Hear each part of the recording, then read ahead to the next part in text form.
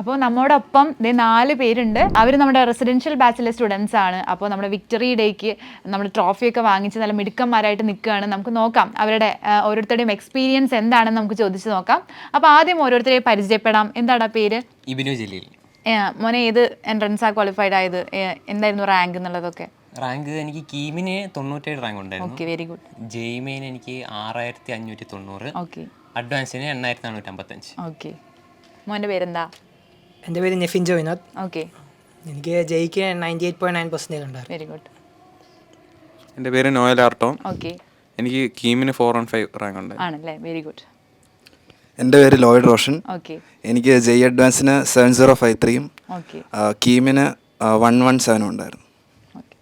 അപ്പോൾ നിങ്ങൾ എല്ലാവരും ഏത് റെസിഡൻഷ്യൽ ബാച്ചിലായിരുന്നു പഠിച്ചിരുന്നത്? ഏത് സ്കൂളിലായിരുന്നു? എല്ലാവരും ക്ലാസ്സിലായിരുന്നു. അപ്പോൾ ഒരുമിച്ച് അത് പറഞ്ഞപ്പോൾ ഭയങ്കര നിങ്ങളെ ഒരു ഗ്യാങ് ആയിരുന്നല്ലേ? കുറേ ഫ്രണ്ട്സ് ഉണ്ടായിരുന്നു. നിങ്ങൾ ഒരുമിച്ച് ഒരേ ക്ലാസ് ടീച്ചറുടെ ആരായിരുന്നു ക്ലാസ്? സജിൻ സാർ. ഓക്കെ. എങ്ങനെയുണ്ടായിരുന്നു നിങ്ങളുടെ ആ ഒരു ജേണി? നല്ല ശരിക്കും സയൻസ് സാറില്ലായിരുന്നു ശരിക്കും എനിക്ക് റാങ്ക് കിട്ടത്തില്ലായിരുന്നു. ഇല്ലായിരുന്നല്ലേ? അത്രയും അറ്റാച്ച്ഡ് ആയിരുന്നു. ശരിയാ. അപ്പോൾ നിങ്ങൾക്ക് ഇങ്ങനെ കൂടുതൽ ഇവിടുത്തെ ഏത് ഫെസിലിറ്റിയാണ് കൂടുതൽ നിങ്ങൾക്ക് യൂസ്ഫുൾ ആയിരുന്നത്? ഏതായിരുന്നു? എക്സാംസ് വളരെ ഹെൽപ്ഫുൾ ആയിരുന്നു. ആണല്ലേ? ബെർലിനിലെ മോഡൽ എക്സാം ഒക്കെ എഴുതിയപ്പോഴാണ് ഞങ്ങൾക്ക് പ്രാക്ടീസ് ആയി എഴുതേണ്ടതെന്ന് മനസ്സിലായത്. അതുപോലെ ഏതെങ്കിലും ഫാക്കൽറ്റീസ് നിങ്ങൾക്ക് എടുത്തു പറയാനുണ്ടോ നിങ്ങൾക്ക് കൂടുതലും ഇൻസ്പയർ ആയിട്ട് തോന്നിയതിൽ? എനിക്ക് SP സാറിന് ഭയങ്കര കാര്യമായിരുന്നു. പുള്ളിക്കാരൻ എന്നെ ഒത്തിരി മോട്ടിവേറ്റ് ചെയ്തിട്ടുണ്ട്. SP സാറിലായിരുന്നു ഉറപ്പായിട്ട് എനിക്ക് കയറാൻ കിട്ടില്ലായിരുന്നു. എല്ലാവരും നല്ല രീതിയിൽ.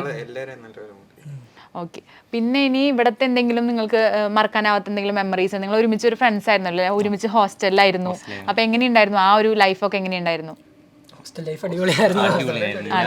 ഒത്തിരി വാല്യൂസ് എനിക്ക് ഹോസ്റ്റലിൽ നിന്ന് കിട്ടിയിട്ടുണ്ട്. വളരെ മോട്ടിവേറ്റിംഗ്. ഞങ്ങൾ ടോക്സിക് അല്ലായിരുന്നു എൻവയോൺമെന്റ്, വളരെ സപ്പോർട്ടിംഗ് ആയിരുന്നു. അതെ അല്ലേ?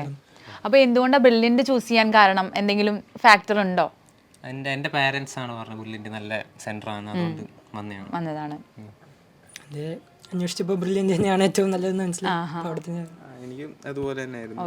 എല്ലാവരും ബ്രില്യൻ്റ് തന്നെ ചേരണമെന്ന്. അപ്പോൾ ആരെങ്കിലും നിങ്ങളുടെ സിബ്ലിങ്സോ അങ്ങനെ ആരെങ്കിലും ഇവിടെ പഠിച്ചിട്ടുള്ളവരുണ്ടോ? അതുപോലെ ക്വാളിഫൈ ചെയ്ത് ഇപ്പോൾ വർക്ക് ചെയ്യുന്നവരൊക്കെ ഉണ്ടോ? എൻ്റെ ചേച്ചി പഠിച്ചിറങ്ങിയായിരുന്നു NIT കാലിക്കറ്റ്. അതെ അല്ലേ? അവിടെ. ഓക്കെ. ഓക്കെ. നിങ്ങളുടെ ആരുടെങ്കിലും? എൻ്റെ ചേച്ചി MBBS ഫൈനൽ ഇയർ ആണ് ഇപ്പം. Saint John's medical college Bangalore പഠിക്കുക. ആണല്ലേ? ഇവിടെ പഠിച്ചത്? ഓക്കെ. എൻ്റെ ചേട്ടൻ ഇവിടെ +1 +2 ഇൻ്റഗ്രേറ്റഡ് ബാച്ചിൽ പഠിച്ചായിരുന്നു. പിന്നെ റിപ്പീറ്റിനും പോയി. ഇപ്പോൾ തൃശ്ശൂർ ഗവൺമെൻറ് എഞ്ചിനീയറിംഗ് കോളേജ് പഠിക്കുകയാണ്. ഏത് കോഴ്സാണ് ചെയ്യുന്നത്? Computer science. ഓക്കെ. കഴിഞ്ഞല്ലേ? അപ്പോൾ നിങ്ങൾ അഡ്മിഷൻ ശരിയായിട്ട് നിൽക്കുന്നവരായിരിക്കും കുറച്ച് പേരൊക്കെ. അപ്പോൾ എങ്ങനെ ഏതൊക്കെ കോളേജിലാണ് നിങ്ങൾക്ക് കിട്ടിയിരിക്കുന്നത്? ഏത് കോഴ്സാണ്? എനിക്ക് NIT Calicut computer science. Computer science ആണ്. എനിക്ക് NIT കാലിക്കറ്റ് മെക്കാനിക്കൽ എഞ്ചിനീയറിംഗ്. ഞാൻ IIT ഹൈദരാബാദ് സിവിലാണല്ലേ? അപ്പോൾ എല്ലാവർക്കും ഇഷ്ടമുള്ള കോഴ്സാണല്ലോ കിട്ടിയിട്ടുണ്ടാവുക അല്ലേ? അപ്പോൾ നിങ്ങൾ രണ്ടുപേരും ഒരേ ക്ലാസ്സിലായിരിക്കും ഇനി? NIT ഇത് രണ്ട് വേറെ വേറെ കോഴ്സസ് ആണ്.